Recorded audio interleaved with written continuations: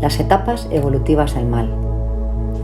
Es en extremo equívoca la opinión, profundamente arraigada, de que el hombre en general sigue siendo igual a lo largo de todas las épocas, especialmente en lo que se refiere a la cuestión vital que estamos tratando. Este supuesto obstaculiza cualquier posibilidad de comprensión. Precisamente en relación con el hecho del mal, se han producido transformaciones fundamentales en el transcurso del desarrollo humano. El pecado original no es un acontecimiento concluido que, una vez ocurrido, quede como un hecho inmutable, sino que es un proceso continuo en el que han de diferenciarse muchas etapas evolutivas.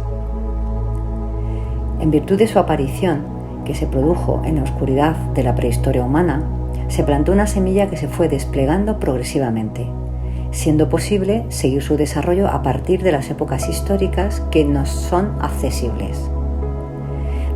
Reseñemos aquí esquemáticamente algunas de dichas etapas. El mito persa distingue dos mundos cósmicos, el de la luz y el de la oscuridad. Contra Ahura Mazdao, el dios de la luz, que se halla por encima del sol a una altura equivalente a la de éste sobre la tierra, lucha Ahriman, que ha establecido su reino en las profundidades de la tierra. El bien y el mal se enfrentan como dos principios naturales. El día y la noche, o la luz y la oscuridad, no son otra cosa que distintas expresiones del bien y del mal. Lo moral coincide todavía con lo cósmico. El bien y el mal mantienen una ponderada relación de equilibrio entre sí, al igual que sucede con el sol y la tierra. Es una cuestión de orden cósmico en el cual el hombre está integrado. La ley natural y la ley moral se pertenecen la una a la otra. El hombre participa ineludiblemente en el ritmo y oscilación de la naturaleza, entre los dos poderes, al igual que una flor o un animal. Por ello, apenas si se puede hablar de logros morales en un sentido de decisión personal. Así como la rosa se abre a la luz del sol, así puede el hombre dejar que penetre en él la luz cósmica del bien. Pero, en un sentido individual, es tan incapaz de ser malo como un animal dirigido por sus instintos. Este dualismo puro de la oscilante balanza del mundo encuentra especialmente en las formas tardías de la religión mitraica, un tercer principio equilibrador en Mitras, el divino mediador, que ayuda al hombre a afirmarse con éxito en la lucha entre Ahura Mazdao y Ahriman. Con este hecho, aparece un primer y tenue elemento individual de la decisión moral personal. Lo que antaño se extendía universalmente por encima del hombre, como una organización de lejanas fuerzas cósmicas, comienza a acercarse y a rozar la esfera de su personalidad. Con ello, comienza la exigencia de la decisión personal entre los dos principios naturales del universo. El mundo mitológico nórdico-germánico desconoce igualmente, todavía, el pecado original. Son los Asen quienes sucumben al mal. Con ocasión de un banquete, Loki, el Lucifer nórdico, se burla de los dioses allí reunidos. ¿Recuerdas, Odín, cómo en tiempos remotos mezclábamos la sangre? Durante la construcción del castillo de los dioses, los Asen, invitados por Loki, incurrieron en el pecado de engañar y romper el contrato que tenían con los gigantes, escamoteándoles el oro prometido del cual, más tarde, se apoderó Loki. Desde entonces, en el mundo hay guerra y discordia, y la maldición que pesa sobre el oro se transmite a los hombres hasta los tiempos de Sigfrido y los Nibelungos. En esta imagen está expresada la desgracia unida a todo conocimiento, como también lo indica la Biblia. Todo conocimiento precristiano proviene de Lucifer. Si hacéis algo lo que yo digo, conoceréis lo que es bueno y lo que es malo. De este modo, el mito germánico atestigua la convicción de que el mal es, a fin de cuentas, un asunto de los dioses, en el que el hombre fue trágicamente involucrado, sin ser plenamente responsable de ello. Es una desgracia que ya pesaba sobre los dioses Asen y que le ha sido impuesta al hombre. En la mitología griega, Hefaistos tiene determinados rasgos del espíritu de Lucifer, Es el señor del fuego que trajina con la fragua. Es sucio, feo y hosco. Sus piernas son delgadas como las del demonio de la Edad Media. Al igual que Lucifer, él también ha sido arrojado del cielo y desde entonces cojea. En esta imagen del dios cojo es posible apreciar la manifestación plástica de un saber profundo que a continuación observaremos más de cerca. El mal es aquello que no puede ir al mismo paso que el bien, aquello que cojea, rezagado, tras de la evolución divina del mundo. El alma griega se siente ofendida en su amor por la armonía y moviliza la sensibilidad artística en contra de Hephaistos. El mal es lo no bello, lo feo. Es desagradable y debe ser superado a base de humor. Parece como si el griego, en lo más profundo de su ser, no hubiera podido o querido reconocer el mal, como si hubiera sido corrido un velo para esconder o atenuar lo horrible. Al igual que Goethe, el primero otorga al mal ciertos rasgos ridículos y cómicos, para no tener que reproducirlo en su trágica monstruosidad, que no habría sido capaz de soportar. Es posible que rija aquí aquella superficialidad surgida de lo profundo, de la que habla Nietzsche, refiriéndose al helenismo. Pero igualmente se podía afirmar que aún no había llegado el momento de enfrentarse cara a cara con el mal y verlo en su verdadera configuración. Resulta una defensa, tanto como una incapacidad, el hecho de no valorar todavía el enigma del mal más que en el plano del sentimiento estético. La fea cojera de Hephaistos produce risas entre los dioses, al aparecer entre ellos, pero una tremenda carcajada estremeció a los dioses gloriosos al ver a Hephaistos moverse con solícita prisa. Que el mal era para los griegos un problema artístico es algo que queda vigorosamente subrayado por otro pintoresco rasgo de este mito. Hephaistos, esta vez casado con Afrodita, la diosa del amor y de la belleza. Lo feo, malo, es el reverso de lo bello. Ambos están estrechamente unidos.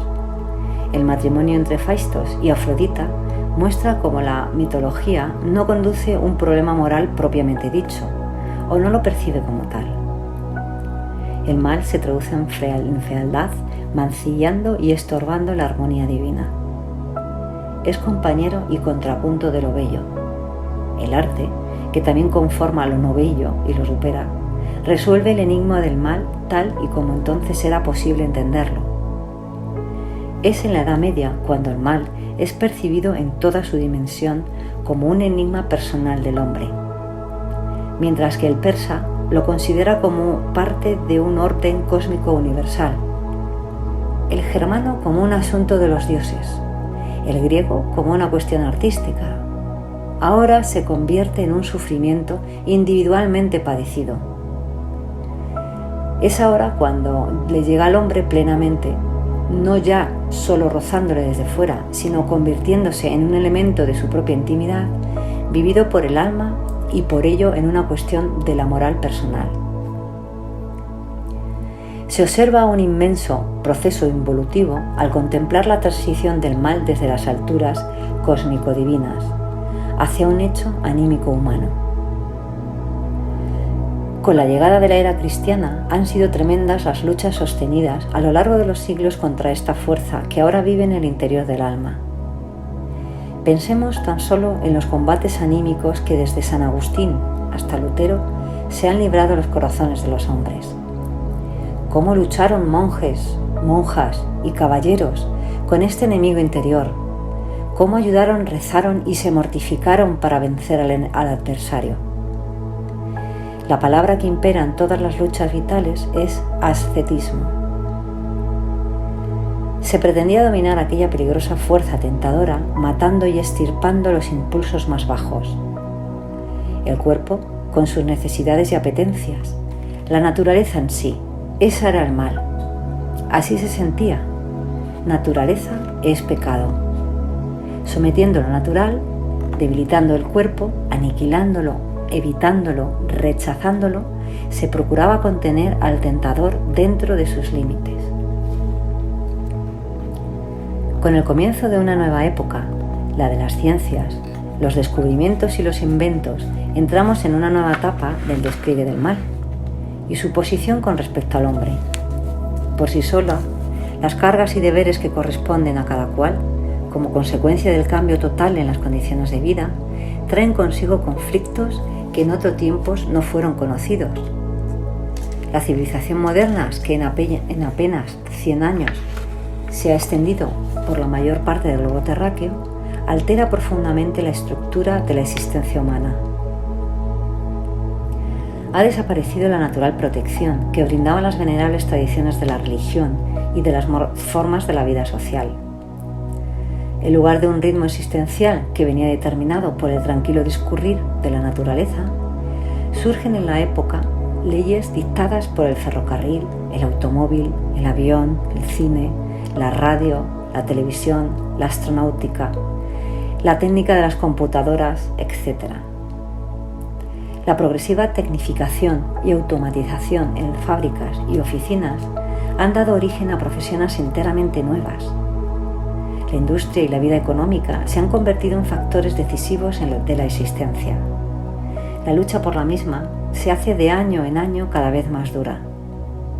Los aparatos administrativos, técnicos, políticos, estatales y demás cubren la vida con una tupida red de leyes, reglamentos y órdenes, penetrando así en la esfera más íntima de todo individuo. La vida resulta cada vez más complicada, acuciante y agotadora. Nadie puede sustraerse a la larga a tales influencias que acceden por millares de canales. No solo el ciudadano, sino también el campesino es absorbido de manera creciente por este remolino de civilización. Con ella aparecen tentaciones, peligros y posibilidades de extravío completamente nuevos. Dado que los límites se difuminan progresivamente en innumerables situaciones vitales, resulta cada vez más difícil distinguir entre el bien y el mal. Esta desconcertante mezcla que se produce entre lo bueno y lo malo, que la sencilla técnica de blanco o negro ya no es suficiente. Conflictos de conciencia insolubles, que antes se producían únicamente en situaciones extremas, hoy están a la orden del día. Millones de ciudadanos se encuentran en muchos países en una situación de permanente conflicto moral entre las exigencias de un gobierno o partido dictatorial y la propia conciencia. Extraordinariamente difíciles fueron las tensiones anímicas de quienes lucharon en la resistencia en la época del nacionalsocialismo, sobre todo durante la Segunda Guerra Mundial, cuando hubieron de elegir entre el amor a la patria y el deber de ofrecer resistencia a la injusticia manifiesta. ¿Cuántas situaciones se dan en la vida profesional y de negocios en las que se hace sumamente difícil guiar la propia conducta entre lo justo y lo injusto, la luz y la oscuridad, de forma que resulte irreprochable?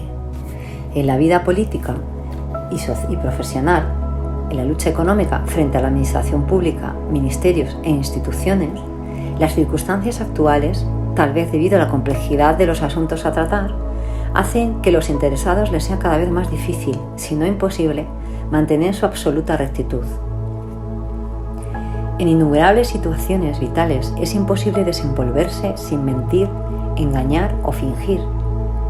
No pertenecería uno a este mundo si no admitiera que, en muchos casos, la mentira por necesidad es prácticamente inevitable. Millones de personas que viven en países totalitarios tendrían que poner en peligro diariamente su libertad y seguridad y la de sus familiares e incluso la propia vida si no optaran por esta salida frente a determinados regímenes políticos. Este tipo de situaciones extremas siempre ha existido. La causística está llena de ellas, pero sus dimensiones y circunstancias han experimentado un incremento tal que no tiene comparación en la historia del mundo. Continentes y países enteros se hallan cubiertos por una red de mentiras forzosas de la que parece ser que no hay escapatoria. Lo anteriormente dicho, además de otras cosas que no van a ser comentadas ahora, pueden abrirnos los ojos para observar que el mal, en un primer momento, ataca al hombre en incontenibles oleadas para, seguidamente, adentrarse en él e imponérsele desde su propio interior. Con alarmante fatalidad, el hombre actual se ve arrastrado hacia la opresión y la culpa. El mal no solamente actúa cada vez más directa e intensamente, sino que además empieza a penetrar en otros estratos de la naturaleza humana. Hasta comienzos de la época actual surgía, sobre todo, en el ámbito anímico, ahora se introduce también en las regiones espirituales del hombre. Antes, las fuerzas tentadoras atacaban el entorno anímico, permaneciendo íntegro y a salvo en el núcleo de la persona. En el presente, la tentación parece dirigirse cada vez en mayor grado a una penetración del ser en su totalidad que alcanza también el pensar y el centro de la persona.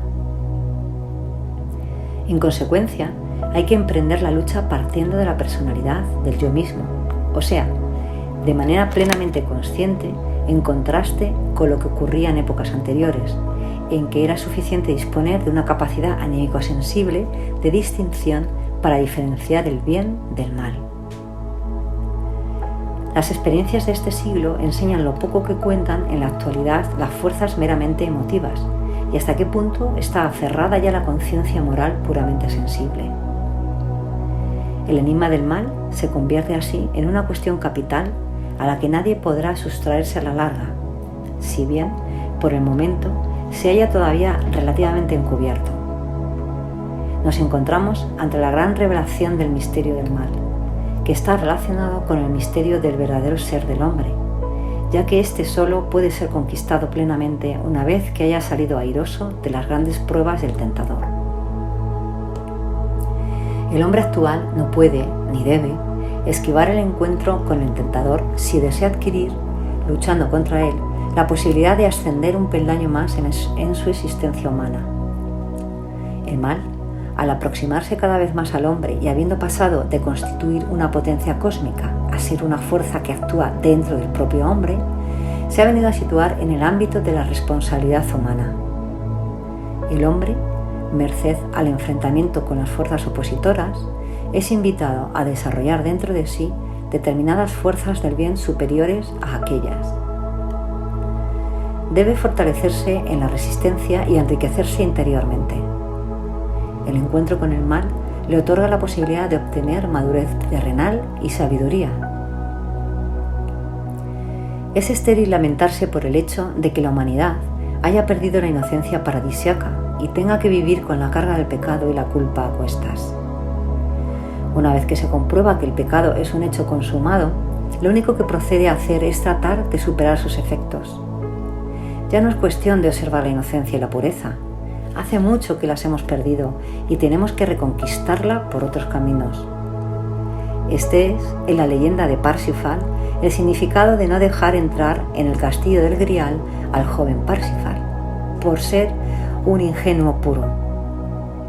Solo después de haber sufrido el dolor terrenal y la culpa y de haber adquirido sabiduría por medio de la compasión, solo entonces se le abre el castillo.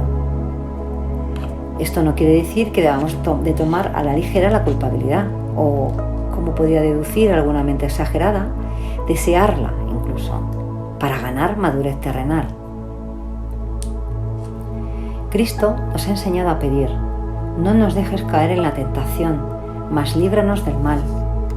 Y con ello ha convertido en oración una de las preocupaciones más hondas del alma humana, porque el hombre que se conozca realmente a sí mismo siempre temerá el violento ataque de las fuerzas cósmicas malignas y buscará la salvación.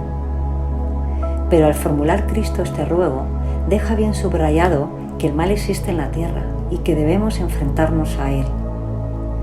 Así como el niño tiene que caerse y tropezar durante sus primeros pasos para lograr la capacidad de andar libremente, así se le reta al hombre a caer en el pecado y en la culpa, a tropezarse con el duro hecho del mal, adquiriendo gracias a ello capacidades más elevadas.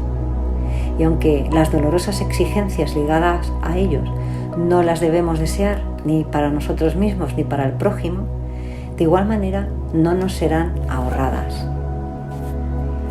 Una frase de los dramas misterios de Rudolf Steiner dice: el alma no debe desear jamás su caída, no obstante, debe adquirir sabiduría de ella. Por eso, no es suficiente con evitar el mal y apartarlo de sí. no debe ser combatido desde fuera, sino transformado desde dentro.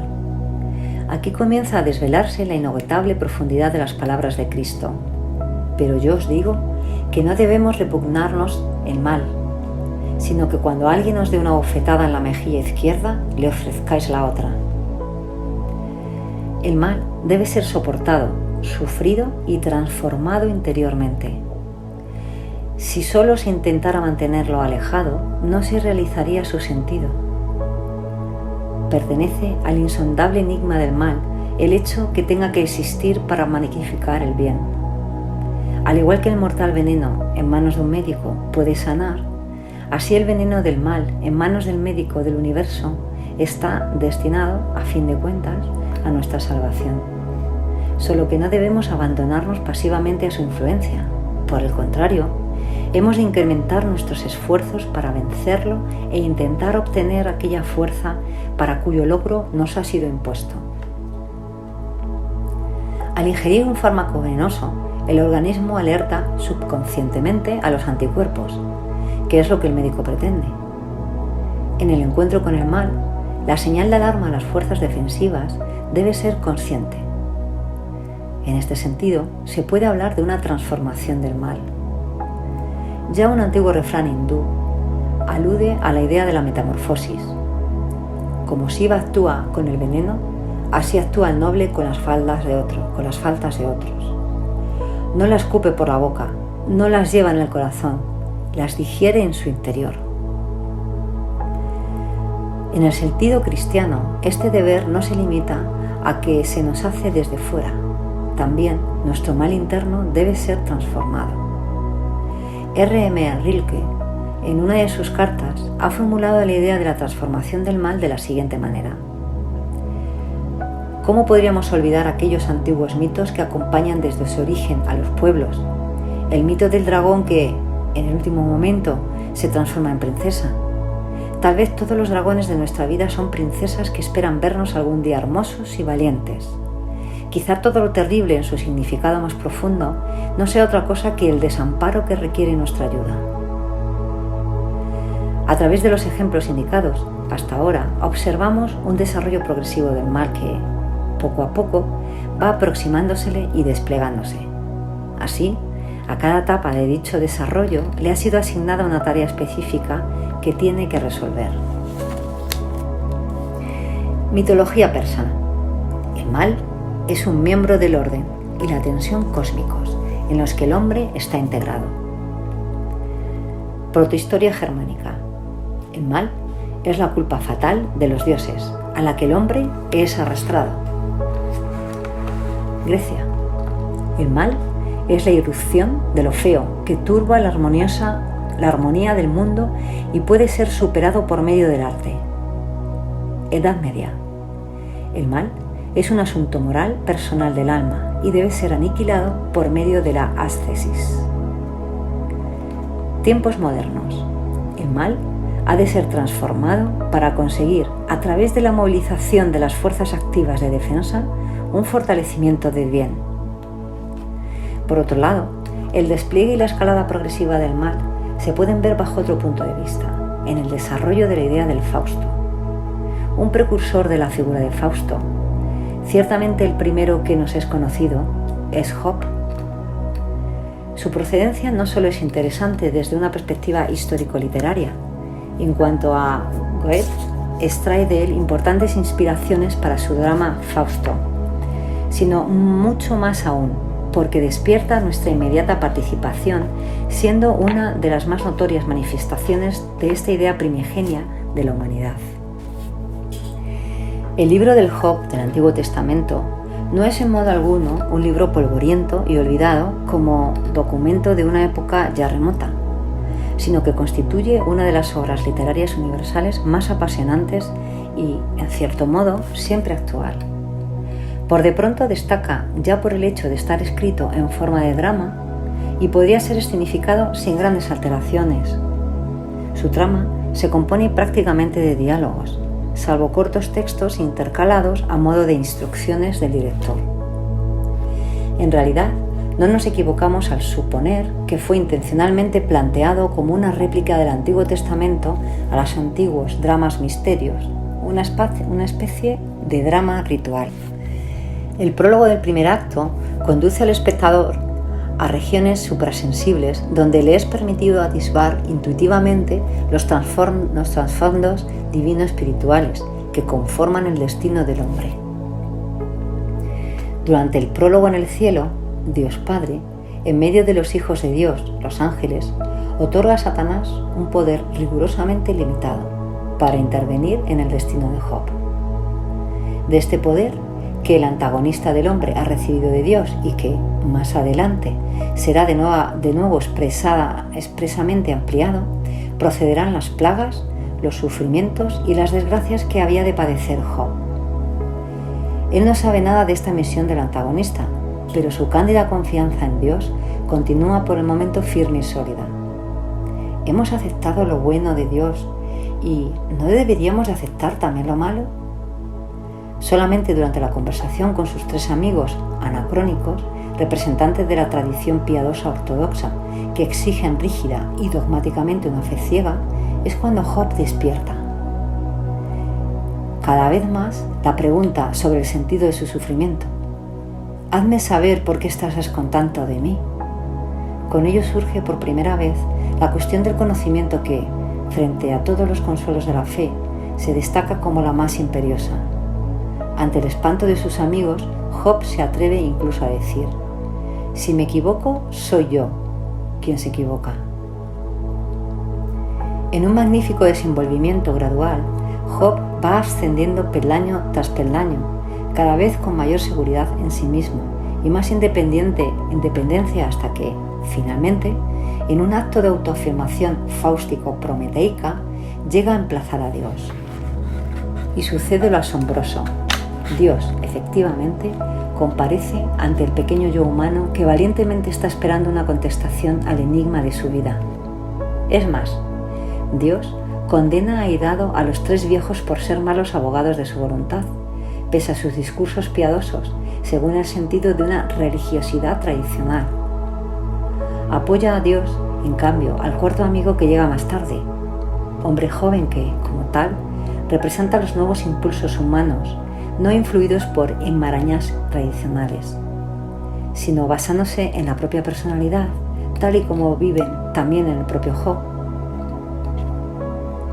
Con ello, la divinidad, dentro de la concepción dramática del libro de Job, aprueba esta aspiración fáustica del yo humano que se lanza a la búsqueda del conocimiento.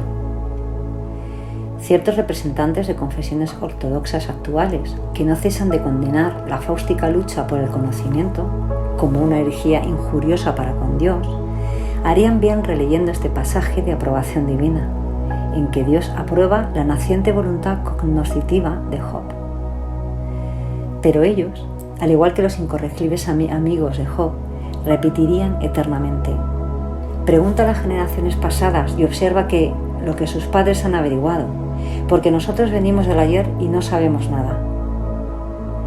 Al sufrido buscador del conocimiento de Dios, en el libro de Job, le otorga aquella significativa respuesta, a través de la cual le transmite una visión de la esencia del mal y de su papel en el alternativo juego de culpa y penitencia, que resulta muy superior a la que se consigue mediante la religiosidad tradicional. Se refiere a la enigmática descripción de Behemoth y Leviatán, en que se exponen de manera plástica el único elemento que, en la cúspide del drama de Job, puede tener sentido: la revelación de la parte obtenida por el adversario en la conformación del destino de Job.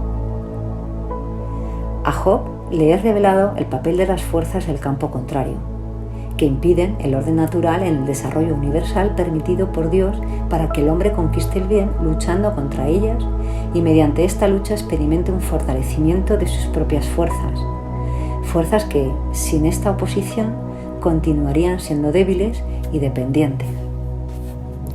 Con ello, se esclarece una parte importante del enigma del destino que oprimía a Job. Su aspiración fáustica es, así, reconocida y respondida por Dios, de forma que ahora Job puede decirle: había oído de ti con mis oídos, pero ahora mis ojos te han visto. La enseñanza divina sobre Leviatán contiene una palabra profunda y misteriosa que, como un relámpago, ilumina lejanas posibilidades que comienzan a asomar en el horizonte de la humanidad. ¿Crees tú, habla la voz divina, cual oráculo refiriéndose al antagonista, que aceptará un pacto contigo por el que le tendrás siempre como siervo? Aquí, por primera vez en la historia del mundo, surge el término pacto con el diablo.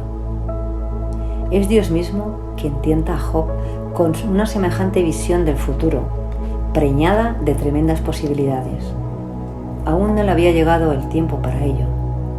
A Job únicamente le fue permitido tender una breve mirada sobre el trasfondo misterioso del obrar del destino en el que, oculto por el momento al ojo humano, el mundo del mal se halla enigmáticamente entrelazado. Aún no había sonado la hora en la que el mal habría de enfrentarse directamente al hombre. El pacto con el diablo, que presupone una llamada más o menos consciente y volitiva de las fuerzas malignas, no entraba todavía, por aquel entonces, en el ámbito de la arbitrariedad humana.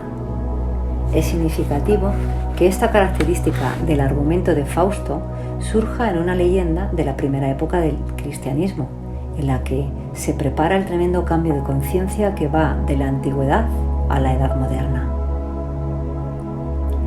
En aquellos tiempos estaban desapareciendo las últimas fuerzas espirituales del alma que tenían todavía sus raíces en la sabiduría de los misterios paganos para ceder su sitio a la nueva capacidad de pensar despertada por la observación sensorial.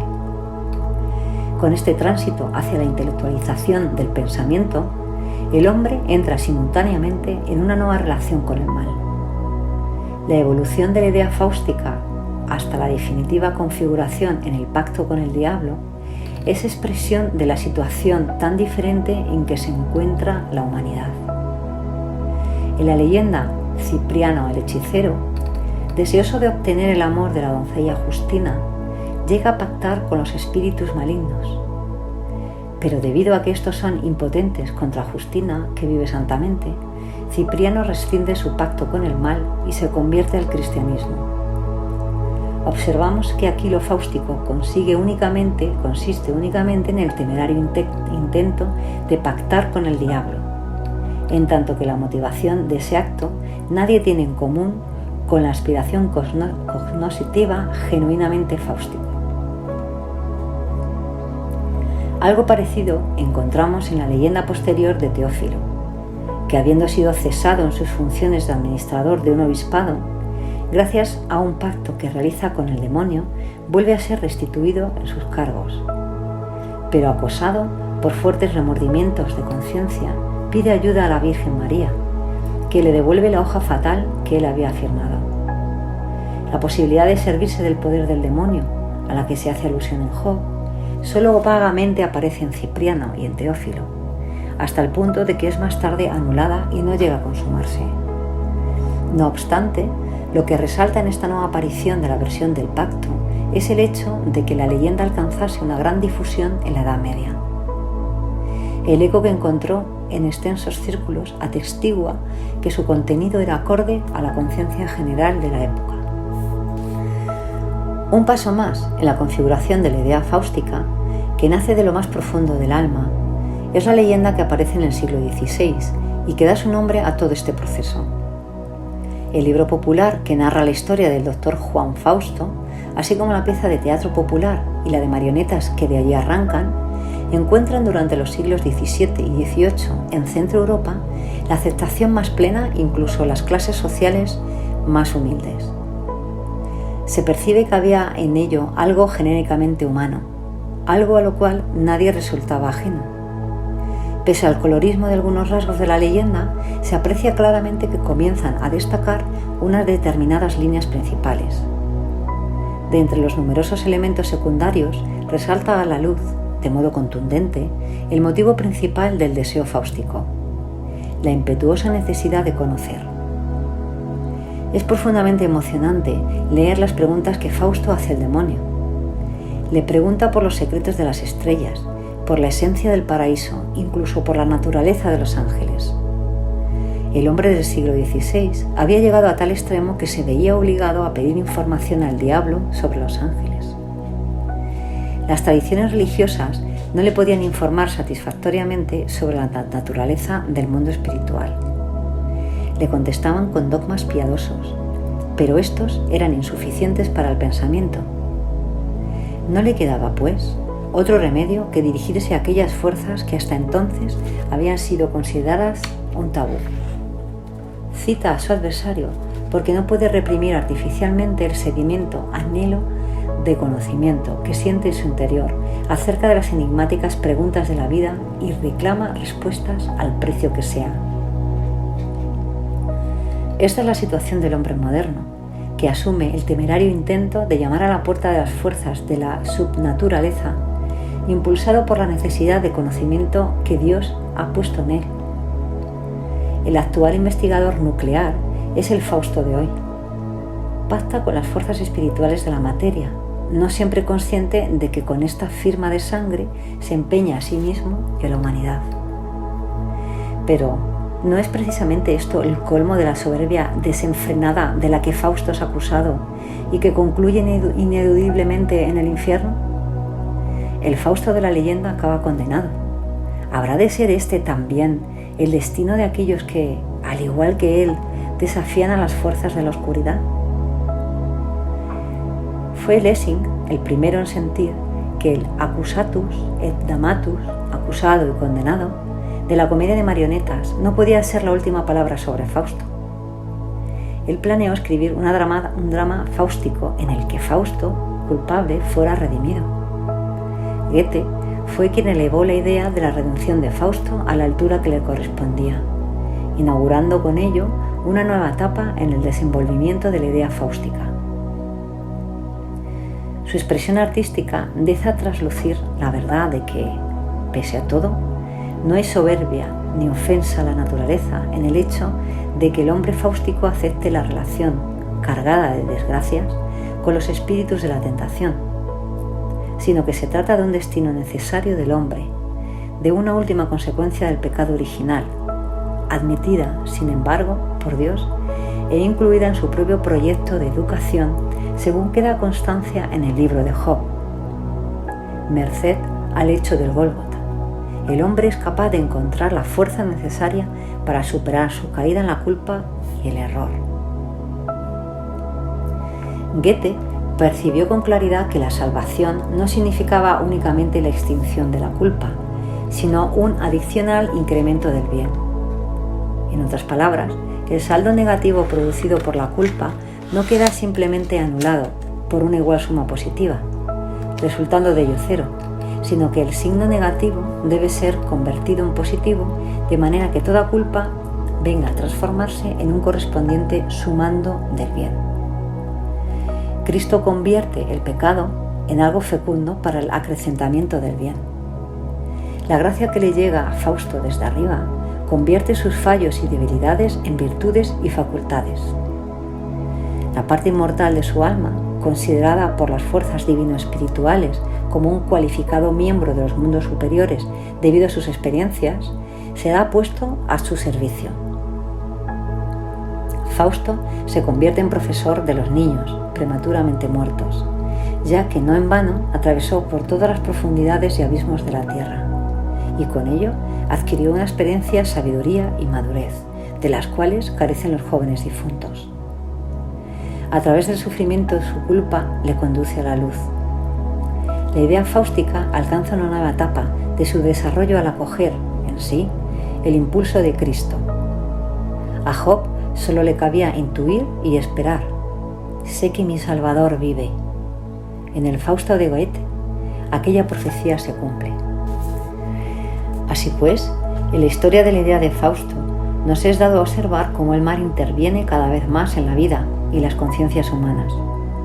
Con Job actúa como una fuerza permitida por Dios, desconocida aún, detrás del escenario de los acontecimientos externos. De ello, el hombre no es más consciente más que una especie de ensoñación mítica, aunque ya aquí, como anticipándose, surge la expresión pacto con el mal.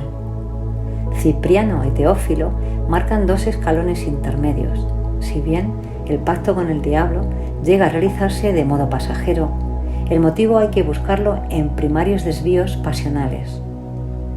La leyenda y el relato popular del doctor Fausto representan ya al hombre de la era de las ciencias naturales, el cual apela al diablo no solo a causa de las pasiones desenfrenadas, sino por la avidez de conocer. No obstante, aún sucumbe al adversario.